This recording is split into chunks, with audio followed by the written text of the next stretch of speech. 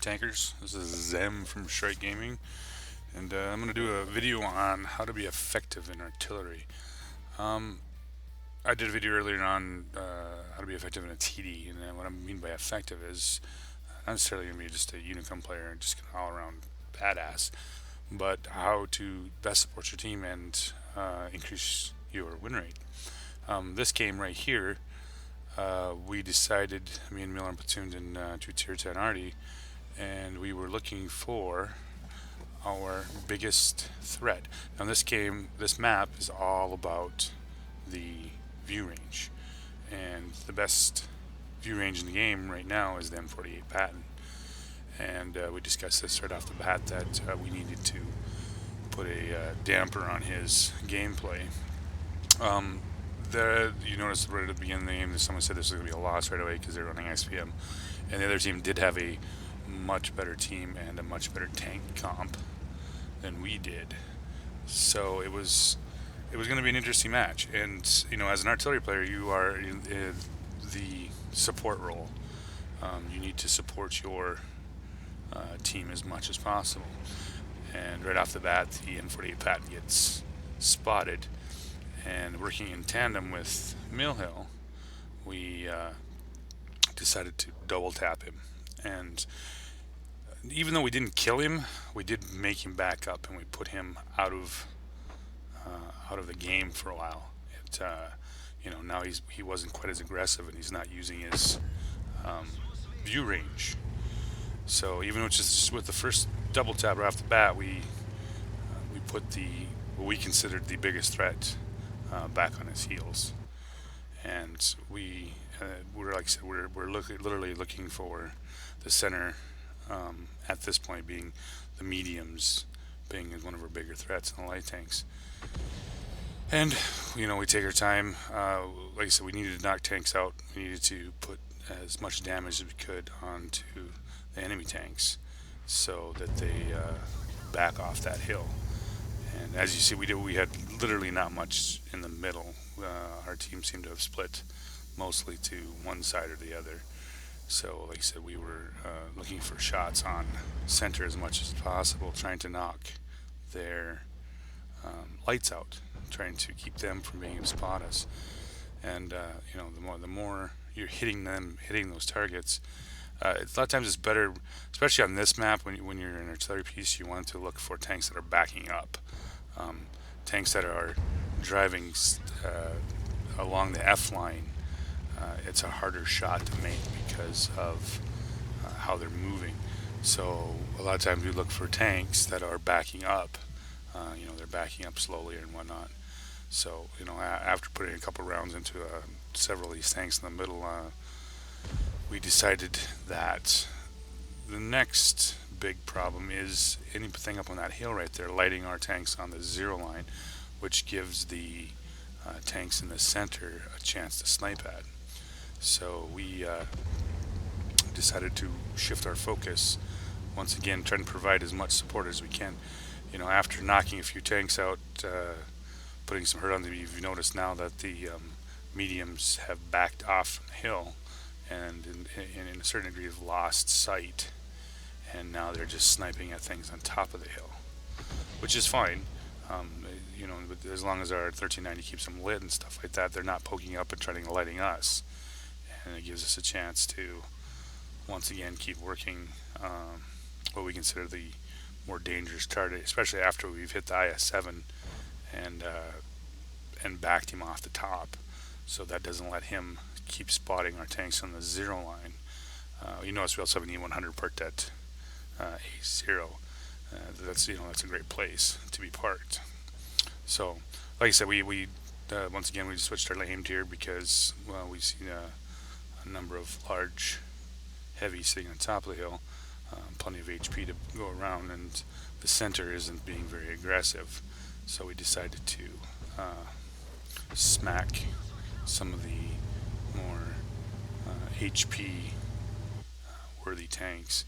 And once again, we're trying to keep them back off of that ridge and make them more into our snipers than actually pushing. At one time or another, if they would have pushed all en masse over onto those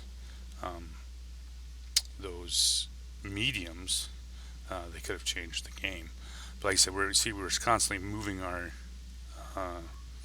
our aim from left to right in support of our team and what we consider the biggest threats. And you see a lot of artillery players that'll just poke. They'll only point at one spot on the map, and um, they're not taking into account threats. They focus on one area. Okay, well, I'm just going to focus on the heavies. I mean, yeah, mediums and lights are hard to hit with artillery, but even if you don't hit them, you start putting the shell down there, and it makes them back up. They realize that, hey, there's a pretty good chance I'm going to get hit, and by doing that, you back them up. You you get them off of their game. You know, so like I said, now we've not the E100 got knocked out, and the other heavies don't seem to be actually interested in actually moving up. So we go back to the mid again, trying again to knock out some of the more dangerous tanks here in the mid, with their sight, with their vision, and slowly work them down, giving our mediums once again a chance to get back up to the top. And we do have an FV that moved all the way down to uh, the K1 line already. So we've got a good 3/4 of map control. And like I said, we keep working these mediums, trying to knock their eyes out. At this point, like I said, the heavies on top of the hill haven't moved. They're not pushing; they're just sitting up there sniping, which works out well for us. And like I said, this is your role as an artillery player. You will need to be paying attention to the map, not just focused on one specific area of the map. You have to be providing support where it's needed. Whether that's playing against media or shooting against mediums or lights, or a big heavy push. You have to constantly be watching the map. I mean, of one type of map, people always say, watch the map, watch the map. Artillery players are the ones that really need to be paying attention. And I'm not going to get me wrong, most artillery players are shit. I run into a guy that had 8,000 games in a bishop the other day. Who the fuck plays a bishop for 8,000 games, right? And he was just an absolute terrible player. I mean, when you average only like 100 damage per game in a bishop, and you play 8,000 games in it, yeah, it makes you wonder.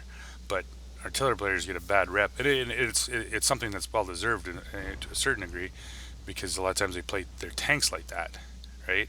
They're not paying attention to their map. They're not making adjustments to how the game plays or how the flow of the game is.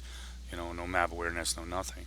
And that's to be an effective artillery player, you need to be watching that. You need to be making that decision, and that the support that your team needs. And if you don't, then you're not going to be effective. Like I said, when I say by effective, I'm not saying you're going to be a super unicom or any of that kind of stuff. I'm just saying is you're supporting your tanks and giving your team a better chance of winning. This is once again a team battle, so you need to be supporting your team.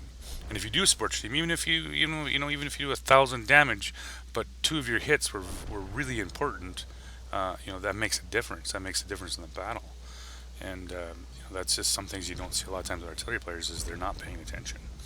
And that's something that you're not being effective as an artillery player.